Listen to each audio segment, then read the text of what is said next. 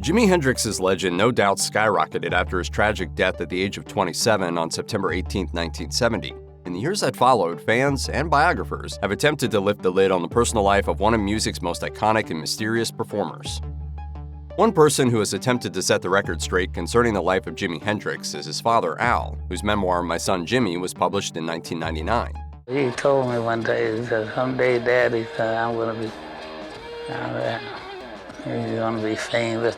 In it, Al describes the early part of his relationship with Hendrix's mother, Lucille, and the difficulties that befell the family before and after the future rock star's birth. Hendrix was born on November 27, 1942, less than a year after the United States entered World War II. As a result, Al had been drafted and was away from home for much of Hendrix's early life. Left to her own devices, Lucille, who was still a teenager, struggled to care for her young son. Working in bars as a waitress and occasional singer, she began drinking heavily.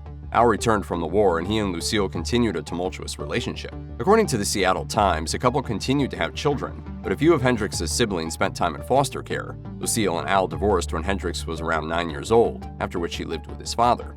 Lucille developed cirrhosis of the liver and died in 1958 of a ruptured spleen at the age of 32, when Hendrix was 15.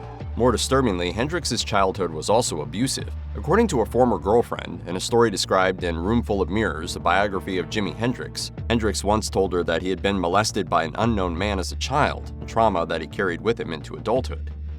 It's no secret that rock stars are often sexually exploratory, and Jimi Hendrix was no exception. In the years since his death, it has become clear that the guitarist had many women in his life, and often had several girlfriends at the same time. Little did anyone outside his immediate circle know at the time, Hendrix had also fathered 2 children during his years of wild living. According to a 1972 Rolling Stone article, the first, a daughter named Tamika, was born February 11, 1967, to Hendrix's ex-girlfriend Diane Carpenter, who lived with the guitarist in both Los Angeles and New York in 1966. It was later reported that Carpenter had attempted to secure a paternity test in the months prior to Hendrix's death. She later filed a lawsuit to claim a portion of the Hendrix estate, though a judge ruled that it should go entirely to Hendrix's father, Al. It was later revealed that Hendrix had another child, a son named James Hendrik Daniel Sundquist, the result of a hookup while on tour in Sweden in 1969. Sundquist was declared Hendrix's legal offspring in 1975 by a Swedish court, even though no biological paternity was ever proven.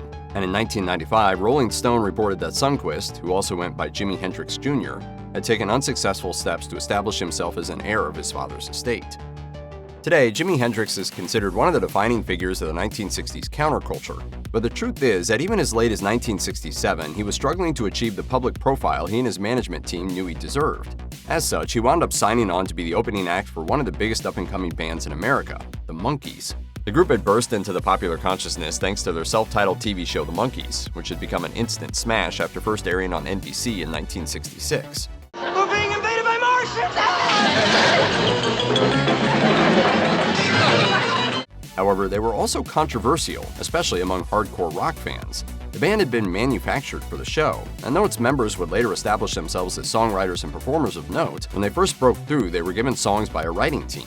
The combination of the Monkees and Hendrix on the same bill was uneven, to say the least. By then, Hendrix was known for his provocative showmanship. He burst into the big time by playing with the guitar between his legs, and his fans never let him forget it. Meanwhile, the Monkees presented themselves as a family-friendly act, with children making up a large portion of their fan base. It was initially reported that Hendrix had been fired from the tour after complaints from the conservative campaign group Daughters of the American Revolution. According to the book Eyewitness Jimi Hendrix, however, this was a rumor manufactured by Hendrix's PR team, as he grew to loathe touring with the Monkees and quit after 7 shows. Jimi Hendrix's energetic and frenetic live shows made him a symbol of youthful vigor and vitality, with few of his fans ever suspecting that he was to lose his life at the age of 27. Behind the scenes, however, the rocker was slowly beginning to unravel, with their demands upon him gradually taking a toll on both his physical and mental health. As well as an extensive touring schedule, he was involved in movies, traveling to Hawaii to film Rainbow Bridge, and had become a habitual user of hard drugs, which meant his performances were becoming increasingly erratic. At the same time, his management required him to find the time to write and record new songs for his 4th studio album, as well as book a fresh list of concerts to continue to build his fan base. It was under such stress, as well as legal issues including the paternity suit, which reportedly left Hendrix depressed and unable to sleep.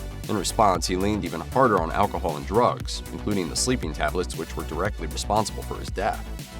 Despite the demands of Jimi Hendrix's professional and personal lives both affecting him in his final years, the innovative songwriter and recording artist was arguably back on track when it came to his creativity. For several years, Hendrix's recording career had gone through a comparative dry spell.